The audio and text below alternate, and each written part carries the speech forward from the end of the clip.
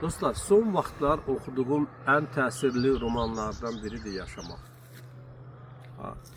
Bu əslində 93-cü ildə yazılıb, 1993-cü ildə. Niyə indi bu qədər dünyada ən çox romanlar sırasına daxil olub? Qəribədir. Yəni, yaxşı yazılan əsər görünür ki, heç zaman köhnəlmir də və illərin hansı illərdə yazılmasından asılı olmayaraq həmişə aktualdır.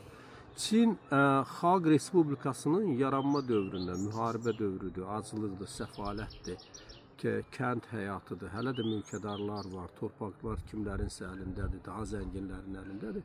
Amma kasıb bir ailənin, əslində kasıblığa düşən özlərinin səbəbindən, özlərinin axmaqlığından kasıblığa düşüb amma kasıblıqda belə yaşamaq uğrunda mübarizə aparan bir insanın həyatından, bir ailənin həyatından bəhs edir. Bir tərəfdə müharibə dövrü, bir tərəfdə elə həyatla mübarizə dövrü. Yaşamaq odur ki, insan hansı vəziyyətdə olursa olsun, o mütləq şəkildə yaşamalıdır.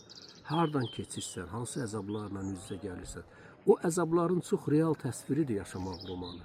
Şiddətlə tövsiyə edirəm ki, Çinin bugünə gəlməsinin, bugün inkişaf mərhələsindədir. Bütün dünyada, yəni Çin, hər yerə gedirsən, Çin məhsulları, Çin texnikası və s. Mənə elə gəlir ki, ona səbəb də elə bir tərəfdən bu yaşamaq yolunu keçmək və bütün əzablara, bütün çətinliklərə qalib gəlməklə bağlıdır.